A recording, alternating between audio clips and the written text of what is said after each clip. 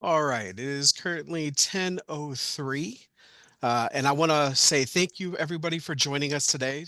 This is the SHRA update for our landlords.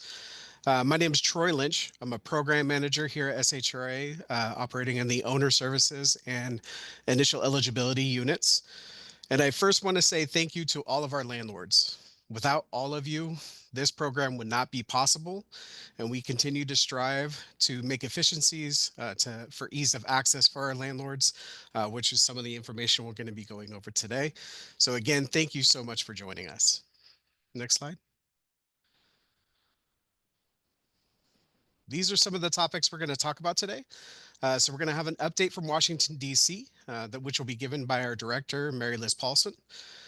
We have Nam McKay here, who's going to go over some of the Inspire updates, which is the new inspection standards, which is set to replace HQS in October of this year.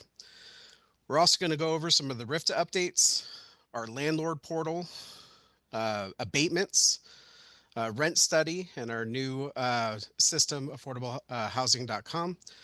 We're going to be going over rent increases and also items regarding AB 1482 and the exception forms. Next slide. Some housekeeping items here. To submit questions, click on the Q&A icon on the control panel, and you can submit your questions there. We'll be answering general questions in that format for all specific case-related items. Please make sure your email is listed in that question as well, and it will be followed up after this meeting, probably in about a 72-hour time frame. The Q&A window will appear, allowing you to ask questions to the host and panelists. Questions answered during the webinar will be posted, unless, again, it's regarding specific topics or case specific. And then all attendees are muted during the presentation and won't be asked any live questions. This video is being recorded and will be posted to the SHRA website as well, if you would like to let other people know about it, or if you'd want to revisit any of the material going forward. And also, with those questions, again, I just want to elaborate that we will answer general questions in the Q&A format, and more specific ones will follow up after with our landlord outreach email. All right. I would like to introduce Mary Liz Paulson. She's our Housing Choice Voucher Director, overseeing our program, and she's going to be giving our updates from Washington, D.C. Mary Liz. Good morning. Thank you, Troy. And I'd like to underscore and repeat the thanks that Troy gave. Yes, we thank you first for being a landlord and participating on the program. We could not have a program without your involvement. So thank you so much for your partnership and working with us. And thank you for being here today. I'm going to start off today talking about the emergency housing voucher. So next slide, please. The Emergency Housing Voucher, or EHV, was funded in 2021 during the pandemic. This was what we call a boutique program. It's a sub-program within the Housing Choice Voucher program. Throughout the country, housing authorities were awarded vouchers to help folks who were literally homeless, living on the street, or at risk of homelessness. Here in Sacramento, we received 494 vouchers, about 500. Referrals came from the Continuum of Care. That's the organization in Sacramento that is really working with the folks who are living on the street. They maintain a database, they go through an assessment, and they work with the families to determine the best and most appropriate level of housing for them, whether it's an emergency shelter, kind of at one end of the continuum, or a housing choice voucher at the other end of the continuum. So the referrals came from the Continuum of Care, not through a wait list. When this program was started, it was funded at the time to last 10 years. So based on best projections that HUD could do at the time, the plan was that families would be receiving assistance for 10 years. At that time, there was uncertainty about how long the pandemic was going to last and how long the folks needed to be housed. Nationally, what we're seeing is that the rents continued to escalate not only during the pandemic, but after the pandemic. And so these funds were utilized faster than what was projected. And here in Sacramento, we were seeing that as well, as families moved out of the Bay Area into Sacramento looking for a more affordable lifestyle, more affordable housing. So housing authorities throughout the country received notification from HUD that the funds were not going to last for 10 years. And in fact, we have received our last and final payment for the funds to be able to support the Emergency Housing Voucher Program participants. As I mentioned when we started, we had 494 families that we were assisting back in 2021. Over time, that has decreased. The way the program was set up, as families left the program, we could not backfill. So over time, the program will continue to decrease. We currently have about 460 families participating in the program, participating in receiving the subsidy. So the rents continue to increase. We received the last and final payment, as I mentioned. We expect that to carry us through 2025, and our best projection at this point is that it will get us through about half of 2026. The program is reducing, as I mentioned, but not by very much, as you can tell from the numbers I gave, from 494 to 460 in roughly 4 years. At the same time, the program is decreasing, rents continue to increase. And so it'll be anybody's guess as to actually how soon we run out of the funding and are not able to assist the families. So, who is currently being assisted in the EHV program? About half of the families that are receiving the subsidy right now are disabled. 94% of them have incomes less than 30% of the area median income. We call that extremely low income. It's below the poverty standard. The average subsidy that each family is receiving is over $1,600 a month, and that pays for rent. And if the family has no income, that's also helping to us to pay for the rent. I'm sorry, for the utilities. So when we do our rent calculation, we're including the cost of utilities as well.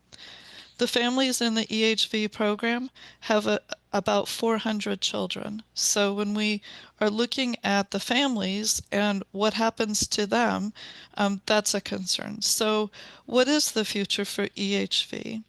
So will there be additional funding?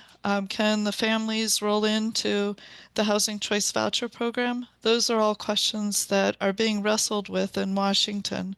At this point, there is no clear answer. So we all will be sitting and waiting for whatever happens and the decisions made in Washington. You have seen this already show up in the paper. There's been several reports, and so we can continue to monitor that. What are the consequences if EHV goes away? I don't know. What all the families that are getting assistance, do they then return to homelessness? That would be a worst case scenario, but these families were homeless before the subsidy began. Based on the numbers of that I gave about who is homeless, I'm sorry, who is disabled, not all of these families are going to be able to move into housing that they can afford, that they can pay on their own, and employment may not be an option for many of the families. What will you do as a landlord? What if you have a family with a EHV living in one of your units? What happens when the subsidy ends? That's a concern. That's a very real concern that we all share. I would encourage you to reach out to your federal representatives and communicate with them. Let them know of how this is going to impact our community and the families that need the subsidy. Now let's talk about the federal budget and what we can expect in 2026. Next slide, please. This graphic shows the way that the budget is approved, kind of the life cycle of the budget process. So the federal fiscal year starts October 1st. It goes October 1st to September 30th. Generally, it starts in February with the president presenting his proposal for that year's budget. So the president is one person, and so the budget is not a one and done, but it really lays the framework for the priorities that the president has identified during his term, or at least for this next year of his term, as to what is important. And so once the president presents his budget, then it goes to the House of Representatives and Senate that make up Congress. The two sides of the House separately work on budgets, so they will tweak what the president has proposed. They'll add money for programs that they think are important and decrease those that they feel is appropriate. Then the two sides of the House come together and they negotiate the budget that the president had initiated. Hopefully that happens before October, and so that in October, as of October 1st, we have a federal budget. The last time that happened was in 1997. So it's been a long time since we actually had a federal budget that began October 1st. If it's not approved in time, one of two things happen. Either a continuing resolution is approved, and the continuing resolution is the short-term budget to see us through until the budget is approved. A continuing resolution can be a continuation of the previous year's budget, or it can be a short-term budget to fund those programs that need immediate funding. Or the second option is a government shutdown. And we've seen that before, where the federal government shuts down until there's a budget and the funds flow again. So in 2024, most recently, the Congress approved the budget in March, and then the final budget, let me back up. The Congress approved the budget in March, and so Congress then gives the funds allocated to the different federal departments. So HUD got their allocation, and then they have 60 days by which they have to notify all of the housing authorities who are receiving that funding the amount that they will receive. So we were notified in May as to the amount of funding that the housing authority would receive. Now that funding that we receive in May is good through September 30th. So you can see just a few months left of that federal fiscal year. So in 2025, there was no budget approved, and so Congress ended up approving a continuing resolution. And in this case, that meant a continuation of the federal budget from 2024 all the way through federal fiscal year 2025, with a little bit of an increase due to cost of living. So there was no federal budget per se for 2025. It was a continuation of 2024. Now, as you're hearing in the news, the president has released his budget. It was initially called a skinny budget. It was released the end of April, and then the full budget was released in May. It's a budget proposal that the president is putting out. So again, this is just giving framework for the priorities that the president would like to see funded. Then it goes to Congress. They're doing their negotiating now, and then hopefully we'll have a budget. So, so let's go ahead and next slide, please. Let's look at what happened in 2024. So in 2024, as I mentioned, we were notified in May as to what the budget was. There was a continuing resolution that went until March. And so even before the budget was approved, HUD called us and said that even if there's not a budget approved, we don't see how the funds are going to be approved in sufficient amounts to continue to subsidize the families that you're currently subsidizing. And so we are declaring that you are in shortfall. And as such, HUD directed us to do several things, limiting the amount of funding that we would spend so that the program costs would come down within what was anticipated to be approved by Congress. So in February of 2024, we entered shortfall. At that time, we stopped issuing any new vouchers. HUD said you don't you do not have any additional vouchers, there's no funding. We stopped pulling families from the wait list. We stopped processing that immediately. We put in several other measures to stop the increase of the program size and any increase in the cost of the program continuing. We went through, as I said, we got the budget in May, we got through 2024. We ended up, yes, we fell short of the funds that were available. HUD is really committed to not terminating assistance for families due to lack of funding, and so they were able to give some additional funding to close that gap. So we got through 2024. Now we're in 2025. We recently in May found out how much funding we have. We projected that we would still be in shortfall, and in fact, we are in shortfall. We are continuing to limit the program's growth and doing what we can to reduce the cost of the program so that, again, we can avoid terminating housing for families who are assisted. Again, that hasn't happened, and HUD is doing all that they can to prevent families from losing housing. So we will continue putting those same measures in place.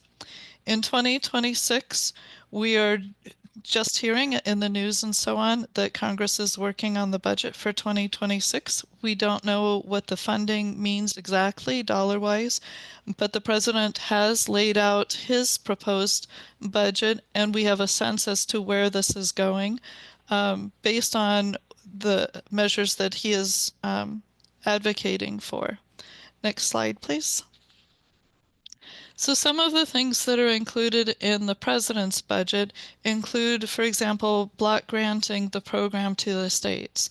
As I've described, currently the funds flow directly from HUD, the U.S. Department of Housing and Urban Development, to the Housing Authority. The block grant means that it would flow from HUD to the states, who would then disperse the funds to housing authorities. So it is reasonable, beyond reasonable, I think, for us to expect that the state will take some funds to administer that disbursement to the housing authorities, which ultimately means less funds for subsidies going forward. In addition to this, there are drastic reductions that are proposed. The president is recommending reductions of funding to the tune of about 50%. Now, we know that, again, this is not something that the president can say or has total control over. It goes to Congress, and then Congress comes up with a final budget through negotiations, and then it's submitted back to the president for his approval. And typically, the president approves the budget coming from the Congress. So block granting is one of the proposals. This isn't new. It hasn't happened before, but there's lots of discussion about this at this point. Another proposal is term limits. Right now, a family can receive the voucher and continue to receive the rental subsidies for as long as they are financially eligible to participate in the program. The term limits would put an end date on that. There's discussion about what that term limit should be. Again, it's a proposal at this point. We'll see if it goes forward or not. Currently, the Secretary of HUD is Scott Turner, and Mr. Turner has talked about the Housing Choice Voucher Program being a trampoline, not a hammock, that families should use the trampoline to launch out of the rental subsidy into self-sufficiency, not use that as a stopping place or a resting place for long term. So let's talk about who is in the program. Who are the families that are participating in the Housing Choice Voucher Program? We know that 62% of the families participating in the program have a disabled family member. 41% have an elderly household member. Combined, 70% of the families participating in the Housing Choice Voucher Program are either disabled families or elderly families. So a hammock is really not the desired option, but a more realistic option for them, they are not going to launch into employment and self-sufficiency. We do have families who are working and earning wages who are in the program. And we know that the wages that folks are earning in these cases are not sufficient to be able to pay for the rent here in Sacramento, as rents continue to increase faster than what the rates of pay are increasing. Next slide, please. So what can you do? So there's several things that I would encourage you to consider.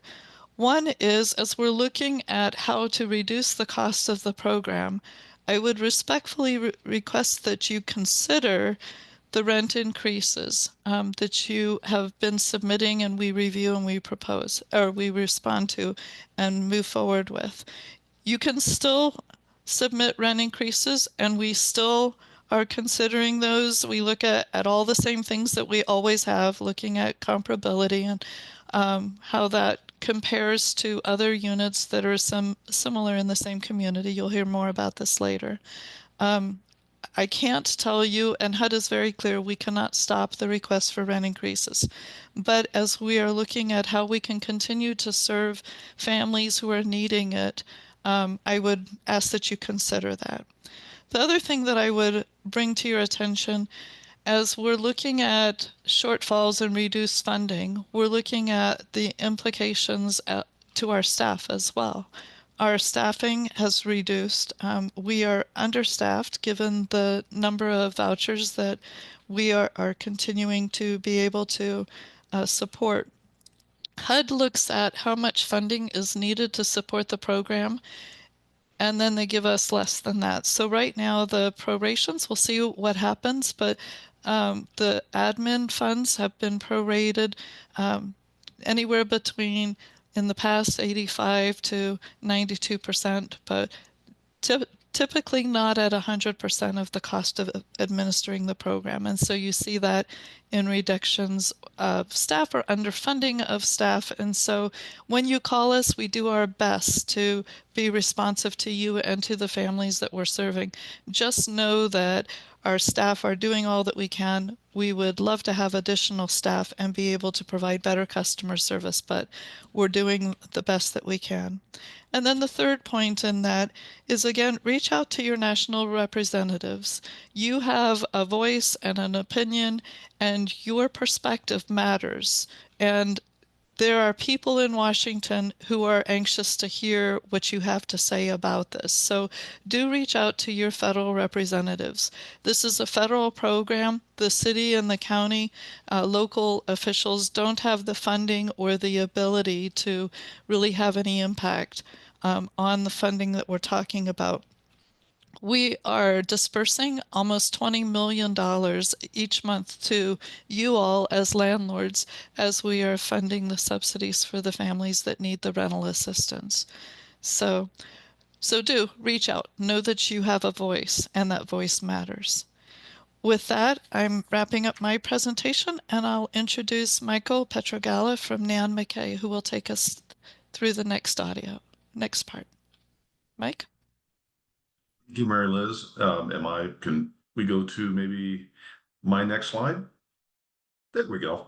Again, my name is Michael, and I thank you so much, and I echo everything that Mary Liz and prior speakers have said. This program does not work without landlords, and one of the things that I appreciate is I work with landlords and on a daily basis. That is, the communication I have is primarily with landlords and resolving any inspection concerns that they may have. Next slide. So again, my name is Michael Petrogallo. I'm the Vice President of Nan McKay Inspections and have been involved in the affordable housing industry for over 25 years. Next slide. What is Inspire? Let me first tee this up, is that typically we have more time to dig into these issues. This is a quick high level. We only have roughly 30 minutes to talk about an entire inspection protocol. So I will try to cover some of the key components, discuss where you can find additional information. But initially, let me just start with national standards for physical inspection of real estate. It is a new inspection model to inspect HUD-assisted housing. It was developed by REACT, And the goal was objective is to align multiple HUD programs to a single set of inspection standards. In the past, we had housing quality standards, uniform physical condition standards. So public housing and project-based voucher was inspected under one protocol. HCV program was different, and it was determined that all families should be equal, and we should have one overarching inspection protocol, which is now Inspire. Next slide. The question is, why now? Well, we can start with the fact that the housing quality standards that we've been living with for over 20 years essentially had not developed. It had not grown. It had not changed significantly, even though as an industry we have learned and have greater concerns. So one of the best examples I have is 5, 6, 7 years ago, carbon monoxide detectors were not required under housing quality standards. And we've learned over the years that, of course, carbon monoxide is one of the key leading reasons for death in our industry. So we needed a mechanism to be able to update our standards. We needed to look at addressing industry concerns. It also gave HUD the opportunity to modernize inspection technology. And of course, the bottom line is Congress directed HUD to align the inspection standards. So there was really no choice to be made. So next slide.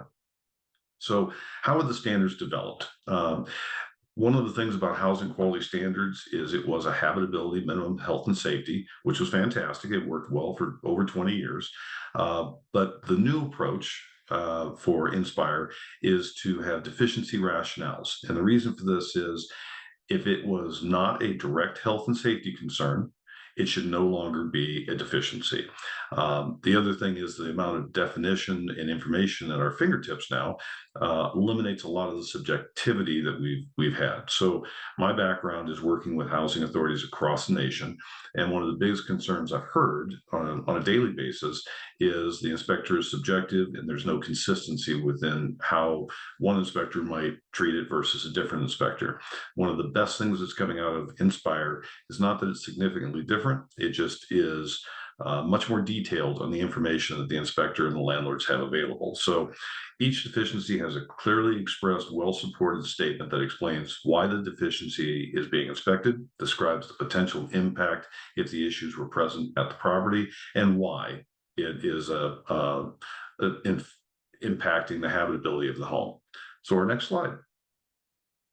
So it starts with what they call their R codes. The top 5, basically you have health, you have safety, you have sanitary, you have security, and you have privacy. So everything that we looked at is there a direct health condition that's caused by the deficiency, a safety, a sanitary, security, or privacy. If the item that we're looking at cannot be captured in one of these R1, 2 through 5, then it is no longer a deficiency under Inspire. So we can go to the next slide. So Inspire has been being worked on for quite a few years here. You can see that it started 8/21 of 19. They have hoped to get it rolling sooner, but as of right now, it looks like 10/1/25 is when Inspire will be in full force and effect. Next slide. So primary concern for our landlords is what's similar and what's different from HQS to Inspire. How is this going to impact your properties? So one thing is Inspire is an inspection protocol only. The HCV program is still the same. Your HAP contracts, your relationship with the agency, your support of the agency, your relationship with your tenants, that is unaffected by the Inspire inspection protocol. The frequency of inspection, if you're on a biannual basis, then you continue to be on a biannual basis. That's driven by the program, not the inspection protocol. The owner-tenant responsibilities as defined will continue to be the same. We continue to focus on health and safety. And for the most part, we're still looking at the same things we've always looked at. You know, the floor walls, the ceilings, we're looking at the doors, the plumbing, the heating. So the scope of inspection is essentially the same, and it's still a pass-fail versus a scored or a different way of approaching it. So it still is a pass-fail for HCV. Next slide. So HUD's primary weight on this is they wanted to have a greater weight on the deficiencies that are occurring in the units. And I'll discuss in a slide or two what greater weight means. We continue to look at health, safety, and functional defects. And they're saying that there's less emphasis on areas where the residents spend less time, condition, appearance, and defects, and non-health and safety items. And essentially what they're going with there, is they really wanted to clarify that what something looked like really does not impact the health and safety of the home. So the difference is replaces our standard that we lived with was replaced decent, safe, and sanitary, and in good repair with safe and habitable. A real focus on the family and the home unit. So the next slide. So the difference is it has an objective deficiency criteria, significant increase in deficiency definition. So just in general terms, and I'm only covering this in just a matter of minutes today, but this is a book, just to give you an idea of all the definitions that are available to you. Don't be intimidated. There's a lot of redundancies, but they really wanted to, instead of it being a subjective decision by the inspector to say in his or her opinion, this was a defect, we now have a definition for everything that can be cited by the inspector. It adds affirmative habitability requirements for this impacted possibly public housing, but for HCV, most, if not all, of the habitability requirements, affirmatives, have already been built into the HQS model, so there'll be no direct impact on the landlords. Different and inspectable areas and a different approach. So I think we can go to the next slide. So differences: remove non-health and safety items such as overgrown vegetation, decorative fencing, cosmetic conditions, scratches on countertops, graffiti. These items would still be impacted by the agency's administrative plan, but there's really a key focus to steer away from things on how something looks versus how it impacts the family. So next slide. So things that are more stringent. And when I say more stringent, I just want to be, I'll tie back to this. They've really tightened up definitions around heating. They've incorporated call for aids. They've clarified GFCI and AFCI electrical outlets. We have great guidance on mold-like substances. And when I say different, we've always inspected for mold. We've always inspected for infestation. The problem is we didn't have any guidance as to at what level was mold-like substance being present would be a defect.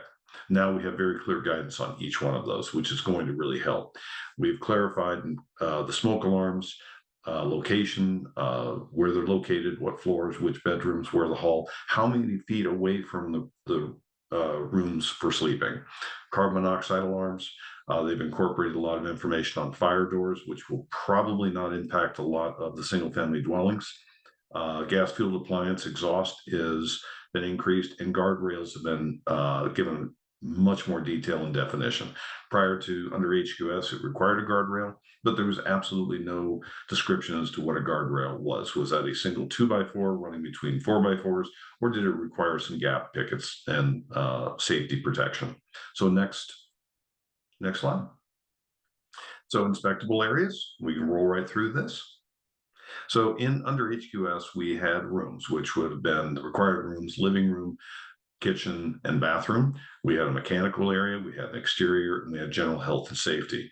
Under Inspire, we have 3 areas. We have the unit, which is everything inside the front door, the inside, which only impacts common spaces for multifamily, and outside, which is everything on the outside of the front door. And we can go to the next slide. So each inspectable area, each standard identifies the inspectable area where the standard is located. Some standards are only applicable to one inspectable area. Typically, most standards can apply to multiple areas. So the example is address and signage is an exterior only, whereas electrical can be found both on the exterior, the inside, and at the unit level. Next slide. So this is the published. I'm going to go into just a little bit on how these deficiencies can be read. So I use the example of address and signage, and you can see that around the red circle in the highlighted yellow section, it says outside. And so that means that this particular item is only to be recorded on the outside of the unit. Next slide. So types of inspections. Next slide. So we still have, and I think things are the same. We still have initials, we still have annual and biannual, and we still have specials and re-inspections. So there's essentially no change from Inspire to HC for HCV. Next slide. So health and safety determinations, we're going to dig in here a little bit. So when we talked about things having greater criticality or greater importance, things where impact the unit versus the common space versus the outside. So under HQS, you had pass fail, and that was it. You had 2 repair times, a 24-hour repair time for those emergency life-threatening deficiencies, and then you had your standard 30-day repair. In some cases, those repair times were adjusted by individual agencies through their admin plan. Now we have 4 distinct categories. We have life-threatening, we have severe, we have moderate, we have low. Life-threatening is still the 24-hour fails. Severe, it has a higher criticality, but is actually for HCV, is a 30-day repair. Moderates are 30-day repair, and lows are what we've known in the industry as pass with comment, or it has no repair time. So essentially, there's little to no impact on the HCV program. There is an impact on some of the other federally funded programs that have severe as a 24-hour repair and a low as a 60-day repair. So it's important to see how that breaks down. Next slide. So the unit must have, and we talked about affirmatives, must have hot and cold running water in both the bathroom and the kitchen, includes its own bathroom or sanitary facility, must contain a sink, bathtub, shower, and an interior flushable toilet. Now, I know that sounds, we talked about affirmatives being baked into the housing quality standards model. There are other inspection programs that did not call out that there had to be hot and cold running water specifically. Now, common sense indicates that all units should have that.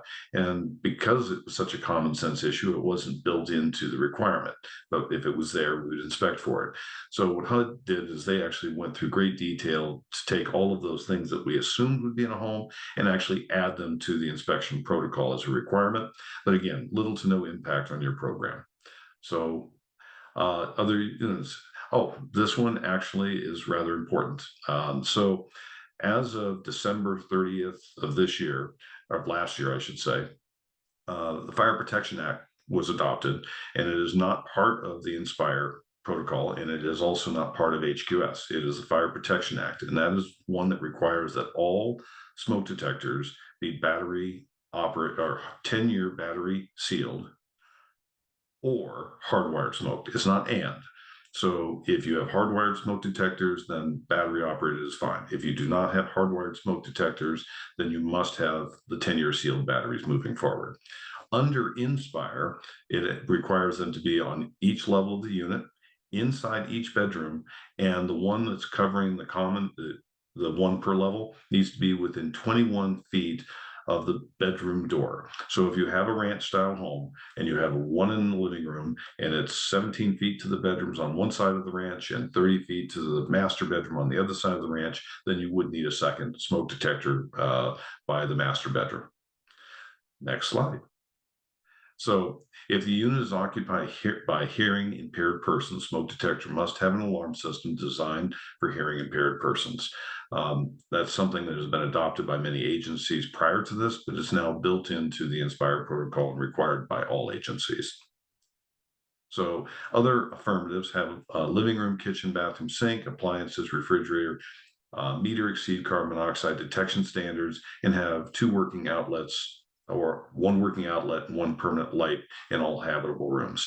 So what is a habitable room? A habitable room is going to be your living room, your kitchen, your bathroom, and the bedrooms. Things like utility rooms or laundry rooms are not considered habitable rooms. They're not used for living. They might be a part of the home, but they are separate from the habitable room requirements. Most of this is already in HQS, but it is new to other federally funded programs. Next standard. Outlets with, this has been one that's been challenging for some landlords. So outlets within 6 feet of the water source must be GFCI protected. For certain climate zones, a permanently installed heating source may not be required. So I believe that Hawaii, Puerto Rico, and Guam are exempt from the mandatory heater requirement, but again, no space heaters or gas burning or oil kerosene furnaces can be used, and all outlets within 6 feet of a water source, if they are not running a primary appliance such as a garbage disposal, dishwasher, washing machine must be GFCI protected either at the breaker or at the outlet level. Next slide. Software. Just checking my time here. Okay. So HUD has developed a operating system that is available. It is available on the website, may become available for landlords if you're doing your own internal inspections. The reason I brought this up is I wanted to show you the logic path that HUD went through for the standards. So in this particular example, I'm recording a deficiency on the inside, which would be the common space. Looking at the electrical GFCI, AFCI outlet or breaker, and I'm marking observed deficiency or OD. Once that occurs, it'll bring to the next screen, which only shows you that you can only inspect an AFCI breaker, AFCI outlet, GFCI breaker, or GFCI outlet. In this case, I'm selecting the GFCI outlet as the area of observed deficiency. Next screen. If I do that, I only have one thing that the GFCI can be looking at, and that's the test button. If it's burnt, if it has signs of physical damage, if it's missing its protective cover and there's exposed electrical, there's a different place to record that. The only thing that we can record for a GFCI outlet or breaker is that the test button is inoperable. In the event that the test button is jammed or doesn't work, we'd mark that bullet. It would then bring us over and it would say automatically that's a 24-hour fail. And we can go to the next, and I would make the location. In this case, does not test as the comment, and it's located in the garage. Next screen. If that's the case, it'll prompt me to take a picture, and this is what the end report would look like coming out. So this is just a real quick logic path that shows you that the inspector will be driven to make very specific calls versus electrical hazard and then writing up the comment according to their judgment. Next slide. So standards. I want to get into a little bit of the standards, not too much, but there is the standards are still under development. One of the main issues with Inspire is it will never stop growing and improving. So every 3 years, HUD is proposing that they will take a look at how the prior 3 years went, take feedback from agencies, landlords, and other industry professionals, and they are open to adjusting, tweaking the inspection standard on an ongoing basis, so we don't have a repeat of 20 plus years with no improvement. There's 63 inspectable standards and possibly 180 possible deficiencies. Next slide. So this is actually interesting, hopefully, to landlords. The HUD, if you go to HUD.gov and you search Inspire, this is the screen that's going to show up. If you see what I've circled here, which is Inspire Standards, if you touch on that, next screen, it's going to bring you to this driver screen. And what this has, if you look at the bottom left of this picture, you're going to see address and signage. You're going to see basically all 63 standards listed to the left-hand side. If you look to the right hand of that block, you're going to see unit, inside, and outside. And where there's a Y, that indicates that, yes, that is an inspectable area. So following our address and signage, you see it is only inspectable on the outside. If you look at the one just below that, you see that it's inspectable in the unit and the inside, but there's no inspectable items for the outside. So this is a complete listing of all 63 standards. If you did tap on address and signage, it would then drive you to all of the information around that deficiency. So for landlords, if you have a question, or if you just wanted to go to the HUD website and just open up each deficiency to see what the inspector is looking at, all of the information is available to you at your fingertips. Next slide. So if you did tap on address and signage, what's going to come up is the front page, front matter. It's going to show you what area is inspectable. It's going to tell you essentially what the deficiency location is and how many deficiencies there are. So in this case, as you see, there's only one deficiency for address and signage. Next slide. So I blew this up a little bit just because that print is so small. So we have address and signage as the title, the published date. Next slide. It says, what is? So definition. Each deficiency tells you what it is. Unique number and name identifier assigned to the property. The purpose, assist identifying locating the property. Common components. Numbers, alphabet, letters, frame, mounting, protective enclosure, and lighting. So literally every single standard has a definition of purpose and common components. Next slide. It tells you that it's only inspectable on the outside. and more information. In some cases, it gives you additional guidance as to how to complete the inspection. In this particular case, there's no additional information. Next slide. Address and signage, there's one deficiency. Next slide. And in this one, it shows you what the health determination was. It's a moderate, it's a 30-day repair, it is a fail, and then it gives you additional information on observation, and it tells you exactly what to do. Look at the property. It talks about actions that you can take, and more information in this case is none. So this is the level of depth that Inspire has gone to give the landlords, the inspectors, and the agencies specific information for every single deficiency, making it less subjective and more supportive. Next slide. Well, we can go through this. I know I'm limited on time. So next one. Okay, so just by way of example, I wanted to give you one more look here. So we have, this is GFCI front matter. It's inspectable both on the unit, the inside and the outside. There's 3 possible deficiencies, and it literally takes you to which ones, if you're looking at it, the inspector would look at it and say, well, we have GFCI letter breaker is not visibly damaged, and the test button is inoperable. So that's the one deficiency. They would select on it and would continue to drive the inspection process. Next slide. So I wanted to bring this up because this is another tool that landlords can have at their fingertips. If you are at that HUD website page, use another drill down button that says Inspire Checklist. This is actually a paper inspection form. It shows you all 63, it's laid out very much like the standards, all 63 deficiencies on the left-hand side.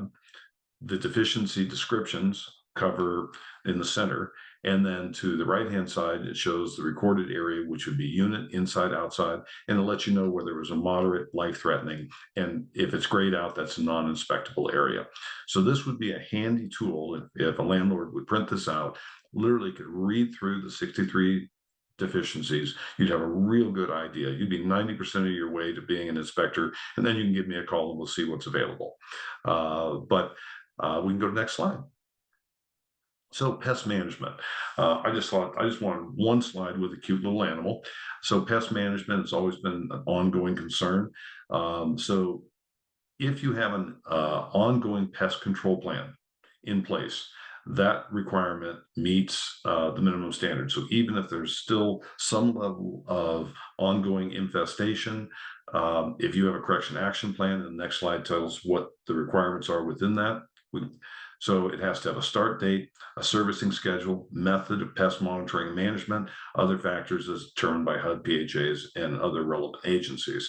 So they've literally, every question around infestation, they've tried to have driving information, definitions, things that would meet the minimum standard. So this is where I feel like Inspire has really improved how we get to work with landlords. Next slide. Mold-like substance I mentioned earlier. Again, it's always been a part of the housing quality standards, but we don't call it mold because we don't test for it, but dark organic material, discoloration, whatever term we are using, there was never a definition around how much mold-like substance is a deficiency. Under Inspire, we have guidance. So we can go to the next slide. So they've now told us if it's more than 4 square inches and less than a foot, it's a moderate level. So now we know when we see that dark discoloration around the grout lines in a tub, we can determine if it's a ½ inch, the run. If it's greater than 4 inches, we need to get it cleaned up. If it's more than 1 square foot, but less than 9 square feet, it's a severe. And if it's more than 9 square feet, it's a life-threatening. So where this impacts other federal programs, a high level is still a 24-hour repair. For housing quality or HCV program, moderate and high is still considered to be a 30-day repair, and extremely high levels is a life-threatening. But we have a definition exactly what to look for, which protects the landlord and also protects the tenants. So next slide. And this would be a perfect example of a bathroom we hope we don't run across. And I would say that this is greater than 1 square foot, but probably less than 9 square feet. Still rather disgusting. Next slide. Okay, lead-based paint.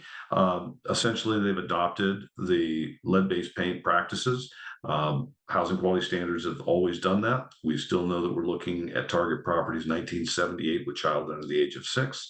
One of the things, and I believe the next slide covers, I don't have my tee-up slides in front of me.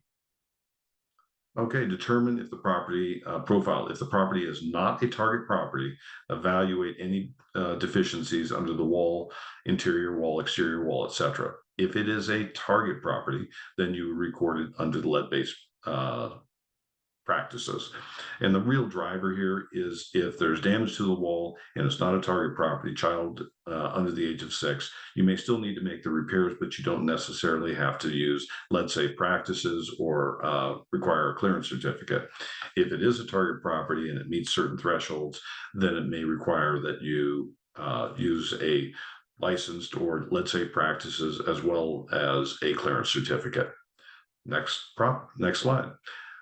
Paint the unit inside. I think I've already kind of covered this, so I'm going to, and all lead-based practices have not changed. They're still the same as they were under HQS. This information is available to landlords. So smoke detectors. Under Inspire, we talked about it a couple minutes ago as far as the Fire Protection Act. That is the 10-year sealed or hardwired. Now we do require one on each level, inside each bedroom, and within 21 feet of the door to the bedroom, measured along the path of travel. A lot of this in California has already been adopted, but there was no definition of near room use for sleeping. And now we have a specific definition, it's 21 feet. And I find that helpful, less subjective. So sealed batteries, we've talked about that, December 29, 2024. And that is not Inspire, that is the Federal Assisted Housing and Fire Safety Act of 2022. Next slide. Carbon monoxide. Again, carbon monoxide several years ago was not even part of our inspection. We've learned that it's very important. And we don't have near enough time to get into the nuances of placement of carbon monoxide, but it is now very much a requirement. And I would encourage any landlord to go to the HUD website and look up carbon monoxide so you can drill down into the nuances where they can be placed. If there's any gas-fired appliances, if you have an attached garage, if you have a multifamily property and you have a boiler system that is in a basement, but you have units 3 or 4 floors away, then the unit itself may not require a carbon monoxide, but there may be one required in the boiler room itself.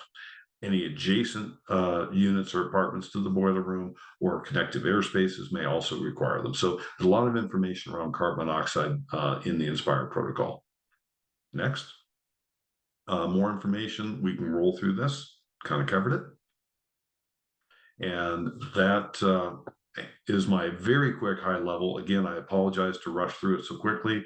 All I wanted to do today was give you a taste of what Inspire is, let you know that it is not going to be a scary protocol. I see far more benefits to it with a lot of information available to you. And I look forward to being able to present in greater detail in the future. Thank you so much. Thank you so much, Michael, and thank you again for all your partnership with your company and helping us with our inspections. So thank you so much. For all of our landlords, we will have a more in-depth training in the next few months regarding Inspire that we'll be setting up to where, again, we can get a little bit more into the weeds with the information regarding Inspire. Again, right now, according to HUD, the effective date would be October 1st of 2025. So again, we're looking at possibly trying to set up 2 different sessions, one of them being in September, and we're determining when the other one might be. And we'll be sending out information regarding that in the near future. So next up, I would like to introduce Eli, who is our supervisor over the owner services unit, and he's going to give our updates regarding RIFTA updates, rent study, landlord portal, and abatements. Eli? Thank you, Troy. As Troy mentioned, my name is Eli Prozorov. I'm a supervisor with Housing Choice Voucher.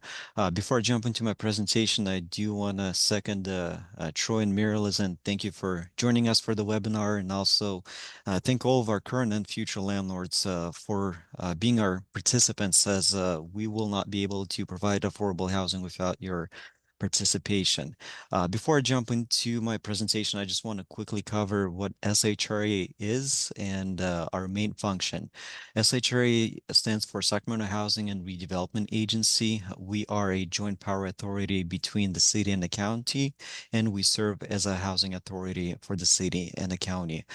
Um, as part of a SHRA function, we do administer Housing Choice Voucher, which is a federally funded program, formerly known as Section 8. Being it a federally funded program, the HUD, or Housing and Urban Development Agency, establishes the ground rules for the program. SHRA does have some discretion with how we administer the program, but major rules are established by HUD. Having this in mind, our next part of the presentation will be predominantly focusing on Housing Choice Voucher Program.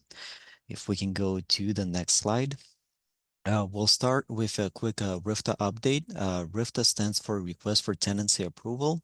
It's the initial documents that either a landlord or a tenant will submit to SHRA to indicate that they're intending to rent a specific unit. Some updates to our process of the RFTA. We are no longer requiring a tenant to submit a notice to vacate with the RFTA. This is in the response to our current market for rentals. What we want to avoid is the tenant submitting notice to vacate, and then for some reason RFTA doesn't get approved, and now a tenant is stuck with notice to vacate and no new unit, and it will eventually lead to homelessness. So in order to prevent that, we're requiring tenants to submit notice to vacate later in the process now. We will receive the RFTA, run our necessary checks, and once we are ready to conduct an inspection, a caseworker will reach out to the tenant to obtain that notice to vacate before we schedule the move-in inspection. Best way for landlords to submit a RFTA is through our eRFTA portal. We highly encourage you to utilize the eRFTA portal for a few reasons. One being, when you complete it online, a lot of clerical mistakes, so either mistyping information or missing a box is usually avoided on the eRFTA portal. Also, when you submit a paper one, we will still try to process it as soon as possible, and we do the same process for both eRFTA and paper RFTA.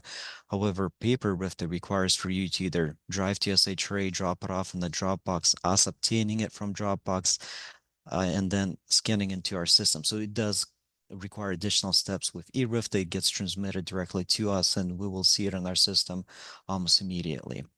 RFTA status is automatically updated on the eRFTA portal. So once you submit the eRFTA, you can still go back to that same portal, click on the RFTA status, put in the tenant number, and we'll provide you the current status of the eRFTA. As it moves through the process with us, it is updated live on the portal. Caseworkers will only communicate with landlords via email. So the initial contact with the landlord, if there's any mistakes with the RFTA, will be made via email only. Now, if for some reason we're unable to reach you via email, we will follow up with a phone call, and we will also send a notice of incomplete via mail. However, that first initial attempt will be made via email, and the main driving force for us to utilize email is to try to get a correspondence much quicker from the landlord. Prior to submitting RFTA, we do encourage landlords to check the assessor's office to ensure that the ownership of the unit matches what you're listing on the RFTA. One of our main delays right now with the RFTA is that the ownership on the RFTA is listed different than what the county has, and as a result, we will require either some type of a court document attesting to the new ownership or a grant deed. So to prevent those delays, if you can go to this website that we're providing on this PowerPoint, we as caseworkers will utilize that same website. So if you're seeing some discrepancy on the county records, we will have to address it through the RFTA during the RFTA process. And then we will provide these PowerPoints to you later after the presentation, and the link below is a clickable link, including the landlord RFTA portal box. And if we can go to the next slide. We're not going to go into great detail on how to submit a RIFTA. We do have those trainings available on our website, and we did see some comments and Q&A section as far as difficulty to locate those trainings on our website. We will work to make those trainings more available on our website. However, we will briefly cover the website, but we're not going to go into greater detail. So this is a homepage for our landlord RIFTA portal. In order to sign up, all you need is your email, and then it will require for you to generate your own password. Once you click sign up, provide your email, generate a password, a confirmation email will be sent to you, and then all you need to do is just confirm that email by going back to your email and clicking on the link. Once that is done, you will need tenant's T code. A tenant will have that T code on their calculation summary as well as on their voucher. If we can go to the next slide. Once you log in into the landlord RIFTA portal, you will see this homepage.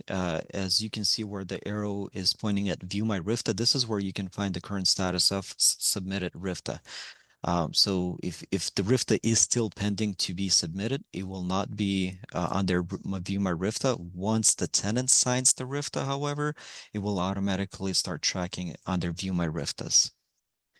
If we can go to next one, rent study. So we'll spend a little bit more time on rent study. The reason why we're covering rent studies is we are seeing a trend, a change in our rental market.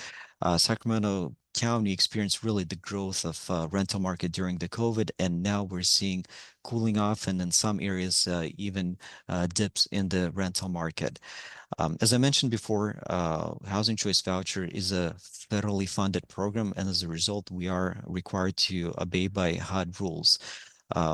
Rent studies were created for one specific reason. Our tenants tend to lease up in specific areas of the county and sort of concentrate in pockets of the county and the city. As a result, we can artificially drive the rental market up, which will make it uncompetitive to those that are unsubsidized tenants. As a result, HUD mandates that SHRA conducts a rent study to ensure that any approvable rent amount that we are paying out is within the market rate. When are we required to do a rent study? We're required to do it at initial lease up, if you submit a rent change, either rent increase or decrease, and also if you submit a utility change. What is a rent study? A rent study is determination of the current market rate for a similar unit within a specific geographic location. Rent comparable on the opposite side is information or data about one specific unit. So in more layman term, rent study comprises of multiple rent comparables that will make a determination if the requested rent amount is reasonable within the market rate. Now, SHRA utilizes affordable housing for rent studies. Affordable housing does have a version for landlords and tenants. And what can you do as a landlord on affordablehousing.com? You can advertise your units for rent. You can collect applications, but most importantly, you are now able to submit rent comparables for the unit that you are trying to advertise. So previously, if you're a current landlord, you might have run into a situation where we have to extend the rent offer to you because the requested rent amount is too high. With that rent offer, we will attach a paper rent comparable sheet that you can fill out and submit it back to us. Well, now you will still have that option to submit a paper one, but now we give you an option to submit it electronically, which means even before you submit a RIFTA, you can already start inputting rent comparables into affordablehousing.com. You can also, if you sign up for a paid version, you can pay per report and conduct your own rent study, and you will have similar report to what SHRA will have on our end. And affordable housing is very user friendly. So they have multitude of trainings as well as flyers that guide you on step by step on how to submit rent comps and as well as how to sign up. Then if we can go to the next slide. So how can you use affordable housing? The sign-up process is very simple. You go to affordablehousing.com. You will ask for your email and to generate a password, and similar process as with our RIFTA portal. You'll go back to your email, confirm your email and your registration, and you will have a free access to the free version of affordablehousing.com.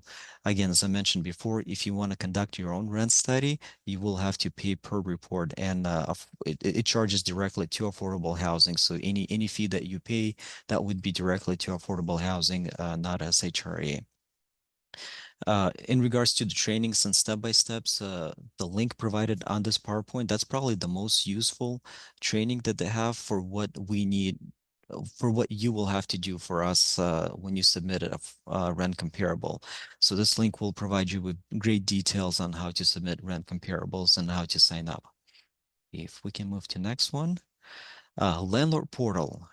We will provide a brief update. Also, we have a more detailed training on landlord portal available on our website, as well as on the actual landlord portal. There's multitude of trainings on how to utilize it and how to submit different requests through the portal. Just briefly, you can locate it on our website at shra.org. Go to landlord resources, and under landlord resources, you can select landlord portal, and will take you directly to the homepage where you can either sign up or log in if you already have an account. If we can go to next one. So I'll briefly cover what you need in order to sign up. You will need a vendor code. If you're a brand new landlord with us and you have a pending RIFTA, a vendor code will be populated once we send the unit to inspection. So if there's an inspector inspecting a unit, you already should have a vendor code. You will need an email address and a tax ID. Just a little caveat, the email must match what we have in the system as well as the tax ID. So if your email changed from your initial email that you reported to SHRA, or for some reason your tax ID changed, make sure you notify us. We will have to update it in our system before you can sign up for the landlord portal. And there's also a link at the bottom of the slide that will directly take you directly to the landlord portal. Next slide, please. All right, what can you do on the landlord portal? It has the functions of being able to view detailed ledger. So you can look at the check as a whole, or you can look at the details of each payment within that check. You have annual ledgers, you have the 1099 forms on the landlord portal, and you can also perform some of the functions such as submitting rent increase requests and some other functions that are available through the portal. If we can go to the next slide. Once you log in into the landlord portal, this is going to be your home view. We are continuously updating and making changes to improve the friendliness and usability of our portal. One thing I would like to focus on today is direct deposits. If you look at the bottom left corner of the page, this is where you would be able to sign up for direct deposit. We highly encourage you to sign up for a direct deposit. By default, when you initially sign up with SHRA, you are signed up for a paper check, and paper checks, we rely on USPS to deliver it. So that means there's a third party involved in us making a payment to you. USPS is a reliable service. However, due to theft of mail in our county, we do run into issues where checks are missing from landlords' mailboxes. So as a result, we do encourage you to sign up for direct deposit. That way, it alleviates the problem of any potential mail theft. If we can go to the next slide. On this page, if we go back to the previous one, so if you click on change direct deposit, now go to the next slide. This is the page that will populate. We're asking for generic information, and you don't have to attach any proofs of your account. So all we're asking is routing number, account number, and the type of the account where you want us to make that direct deposit. Once you click submit, it will not automatically sign you up for a direct deposit. We are required to verify with the bank, which means we have to compile all of the information that you provided, send it to the bank. Bank has to verify it and then respond it to us. The process takes anywhere from 16 to 30 days, depending on how fast the bank verifies it. In the meantime, while we're going through this verification process, we will continue issuing paper checks. And then once the bank verifies it, it will automatically be updated to direct deposit. So just as a reminder, from a date that you click submit, next check will likely be a paper check, and then the following month check will be direct deposit if the bank verifies your account. Next slide, please. Abatements. We did see a lot of questions in regards to abatements in the chat, so I'll try to be as detailed as possible. What is abatement? Abatement is a stoppage of housing assistance payment or HAP due to 2 failed consecutive annual inspections.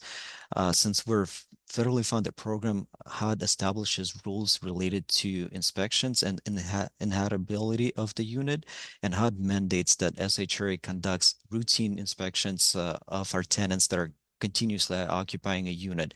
SHRA has elected to do biannual inspection, which means every 24 months there must be a past inspection, or HUD mandates that we stop the payments until inspection passes. So how does the abatement process works? Well, first we will schedule a biannual inspection. If biannual inspection fails, we will schedule a reinspection within 30 days of the failed inspection. The landlord can't postpone the reinspection or ask for an extension for a good cause. Our administrative plan specifically spells out a good cause, which is either delay in parts or labor or severe weather. If it's delay in parts or labor, you will have to provide verification such as receipts or a work order that shows that you are backlogged. If it's due to severe weather, you will have to reach out to us to petition for an extension. However, you will not need to verify severe weather, as we're also located in Sacramento County, so we would be aware of any thunderstorm or any issues with the weather. Now, let's say second inspection fails. If a second inspection fails, then an abatement will start first of the following month of the failed reinspection, which means, let's say, reinspection was scheduled for July 5th, it fails, then abatement will start August 1st. So again, it's the first of the following month of the failed reinspection. We will have a more user-friendly timeline later in the slideshow where it will be easier to understand how the process flows. Now, abatement period is limited to 60 days, and the landlord can also petition to ask for an extension also for a good cause, which also will be delay in labor and parts or severe weather. Now, when we say you can petition for an extension, that doesn't mean you can extend the start date of abatement. It means you can extend the total abatement period time. So let's say you do get that 30-day extension, that means now your abatement is going to be 90 days, not 60 days. So again, we cannot delay the start of the abatement, we can extend the abatement period. If we can go to the next slide. Now, what happens during the abatement? During the abatement, housing assistance payments are not made to the landlord, which means we're withholding the HAP amount from you. The tenant will still be responsible for the tenant portion of the rent if they are continuously occupying the unit. And most importantly, the landlord cannot charge the tenant for the abated HAP amount, meaning you cannot charge the late fees or charge the HAP amount directly to the tenant. Reinspections are not automatically scheduled during the abatement period because we as a housing authority don't know if the unit has been fixed. So it's the responsibility of a landlord to reach out to inspections@nmk.com and notify us that the unit has been fixed and it's ready for reinspection. Once the unit does pass inspection, if it passes inspection during those 60 days, we will start issuing payments back up from the inspection pass date, which means if abatement starts July or August 1st and inspection passes August 15th, we'll resume the payments from August 15th, and those initial 15 days of August will not be paid. If inspection does not pass during the 60 days, or we do not receive a request for reinspection during those 60 days of abatement, a contract will terminate on the 60th day of the abatement. Now, before we jump into the next slide, as a landlord, I'm sure it's concerning when you're not receiving the HAP amount. More of a word of encouragement, with our abatements, we conduct a little over 6,000 inspections per year. We see about 5 to 8% units failing an inspection and then failing a reinspection and going into abatement. Out of those 5 to 6%, we're seeing probably 10 to 15% that end up in contract termination. So in the total amount of the voucher we administer, we only see 1% of our inspections actually resulting in the contract termination. So it's a very, very minute number that actually result in contract termination. If we can move on to the next slide. So this is a more friendlier version of timeline for abatements. So let's say we schedule abatement for January 5th. I'm sorry, if we schedule inspection for January 5th, it fails. Automatically, reinspection will be scheduled within 30 days of the failed inspection, which takes us to February 4th. If that one fails, abatement will start first of the following month, which takes us to March 3rd, and then abatement will last for 60 days, which takes us to April 30th, when the contract will terminate, which means from the failed inspection date of January 5th, landlord has all the way to April 30th to make the correction, request inspection, and pass the inspection. Now, we will only abate for owner failed items. It doesn't mean that the owner caused the item to be failed. If it's a normal wear and tear and the item needs to be fixed, that might be labeled as a owner responsibility to fix it.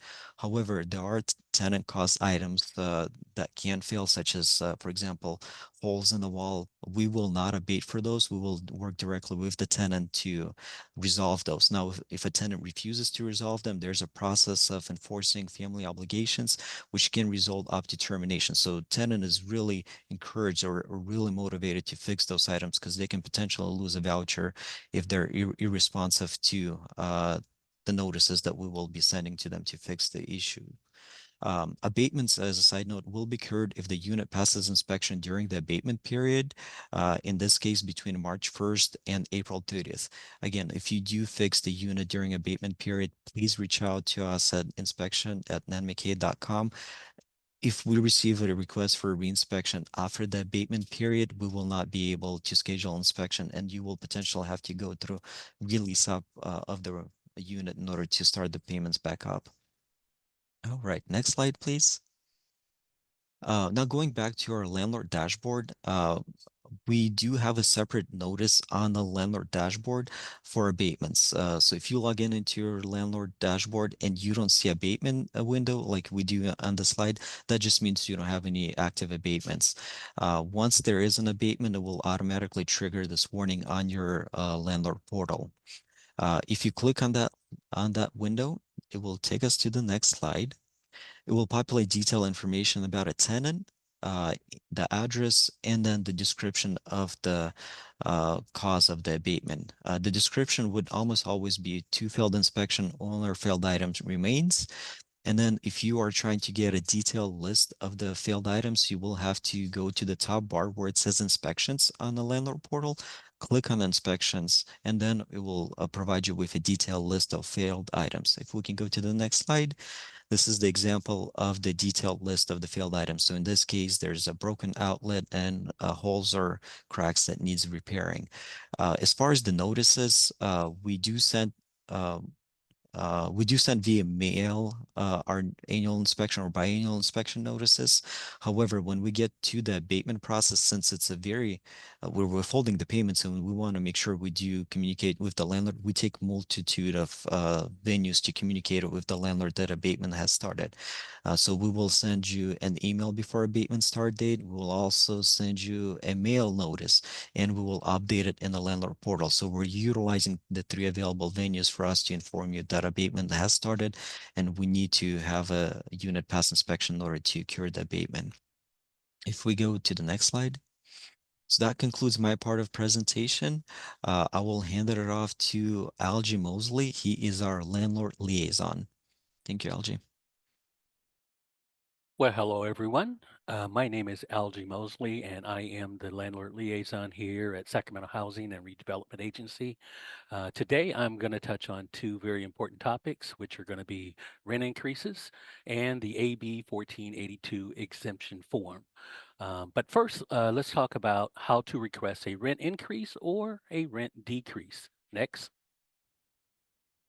The first step is one of the most important steps in requesting a rent increase, is to complete your own rent study, as Eli had mentioned earlier. This will allow you to get a better understanding of the current market rate in your zip code area. You must submit the rent increase in writing to SHRA and to the tenant. Now, if the rent increase request is 10%, less than 10%, you will be required to give the tenant a 60-day notice. However, if the rent increase is more than 10%, it will require you to give that tenant a 90-day notice. Please keep in mind that your rent increase request must be in compliance with AB 1482, and it must be approved by SHRA as being rent reasonable. One of the questions I get asked quite a bit, and just be mindful that all rent increases are effective on the first of the month. However, please keep in mind we highly recommend you creating those rent increase requests in the landlord portal because it documents the receipt of the rent increase request and is placed immediately in processing in line for processing. Next. Once you log into the landlord portal, you will see rent change at the top of this page, circled there in red. Simply click the rent change and it will take you directly to the rent change process page. And here, you'll learn more about the rent increase process. It'll tell you the requirements for the rent increase, rent reasonableness, definitions, and how to submit that rent increase request. But the first thing you will see at the top in red is information about AB 1482. We just recently received the latest consumer price index, known as CPI, update and have revised our rent increase limits for the period of August 25th through July the 26th. The CPI has been determined to be 2.7%, resulting in a maximum allowable rent increase of 7.7% for rent adjustments effective August the 1st, 2025 and onward. Please note that SHRA does not set the CPI. We follow the figures reported by California Apartment Association, which determines the applicable CPI for our region. Now let's take a look at some of the requirements that are needed to be on the rent increase notice to avoid certain denials. Next. Here are some of the requirements that can help from being denied on the rent increase process. The date the rent increase notice was given to the tenant, the tenant's name and address, the newly requested rent amount, and the effective date you are requesting. Now, let's look at some common denials you want to avoid when requesting a rent increase. Please keep in mind that your rent increase request can and will be denied for the following reasons. The unit is in the current failed inspection status, as Eli mentioned earlier. The contract rent is in the first year of the lease. The second rent increase request within a 12-month period, or the incorrect notice given versus 60 days or 90 days. These are some of the most common denials we see here at SHRA. Now let's take a look at the AB 1482 exemption form. Next. Please keep in mind that SHRA is required to comply by AB 1482 when processing all rent increase requests. It is the landlord's responsibility to submit an exemption form if the property qualifies for one of AB 1482 exemptions. The exemption form must be attached with every rent increase request, and it must be accompanied by supporting documents to verify the exemption status. The form can be found in the landlord portal, portal.shra.org/landlord2. Please keep in mind that the form can be submitted in a PDF format. SHRA cannot apply exemptions retroactively. So please make sure that you submit the form with every rent increase request, and the rent increase must be effective the first of the month, as we mentioned earlier. Again, my name is Algie Mosley, and I'm the landlord liaison here at SHRA. And I would like to personally thank each and every one of you for joining us here today and helping us change lives here in the county and the city of Sacramento. Now I will turn it back over to Troy Lynch to provide some very helpful information. Thank you so much, Algie. So this slide here goes over some of the common links that you can utilize. So affordable housing website, landlord portal, RIFTA portal, and our SHRA website as well. You can reach out to Landlord Outreach at landlordoutreach@shra.org. You can also call 916-440-1390. Our office hours are Monday through Thursday, 7:30 a.m. to 5:30 p.m., and we are located at 630 I Street, Sacramento, California, 95814. So I again want to thank everybody for who attended. We will have additional information going out regarding Inspire, and once we have those courses set up that you can attend, that'll get a little bit more in depth. Again, we are hoping to have two sessions regarding Inspire. One in September, a little bit closer, and then either one in July or August. But again, we'll be reaching out. We've answered. We are continuing to answer some of the general questions that are coming through the chat. And for those who had more specific questions, we will be reaching out in about 72 hours. And again, thank you so much, and I hope you all have an amazing rest of your day.